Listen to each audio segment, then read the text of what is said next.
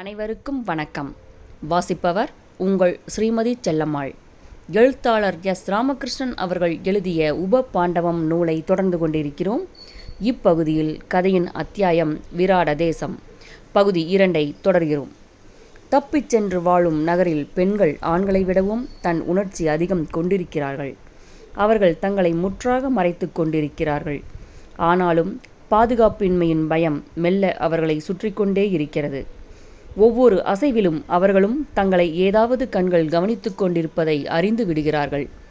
சிறிய ஓசை கூட அவர்களுக்கு கேட்டுவிடுகிறது. ஒளிந்து வாழும் மனிதர்கள் தாங்கள் நடமாடி அலைய திறந்திருக்கும் நகரின் சுவையை அருந்தி அந்த நகரின் குணத்திற்கு மாறிவிடக் கூடுமோ என பெண்கள் கவனம் கொள்கின்றனர். ஒளிதலுக்கு முந்திய காலத்தின் வடுக்களை ரணங்களை அவர்கள் மறக்காமல் அதை பெருக்குகின்றனர். தன் வசம் மாறி கடந்து போக முயலும் எவரையும் கொல்லவும் பெண்கள் தயங்குவதில்லை.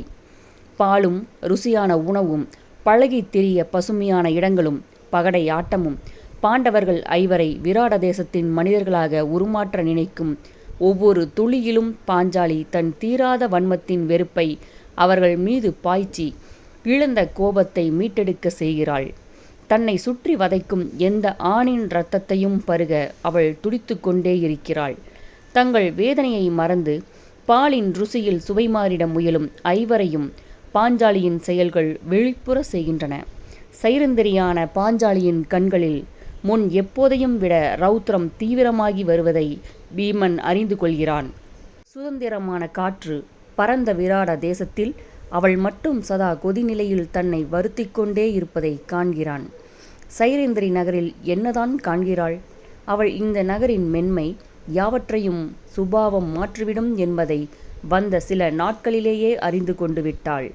சதா பகடைகளின் சுழற்சியில் தன்னையே மறந்தாடும் யுதிஷ்டனின் கண்களையும் வெற்றியில் அவன் ஈட்டிய பொருட்களின் குவியலையும் எல்லாவற்றையும் விட அவன் சிரிப்பொலியையும் கூட கேட்டாள்.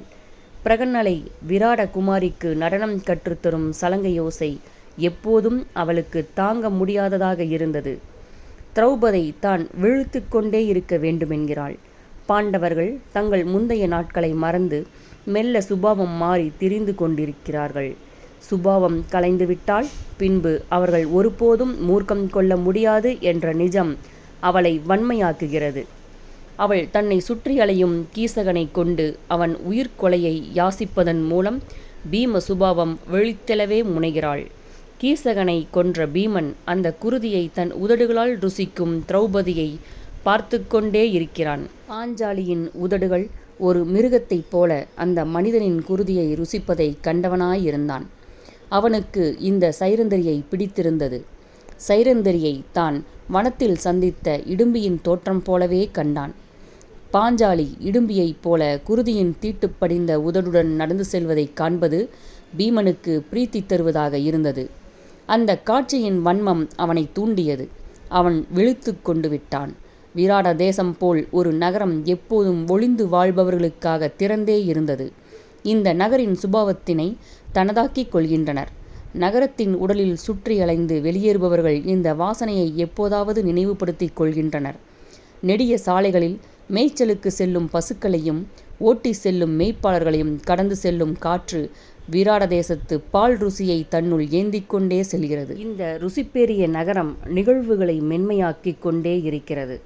விராட தேச ருசியை அறிந்த நானும் வெளியேறி பசுவின் கால்தடங்களின் வழி தூர தேசம் நோக்கி நடக்கிறேன்.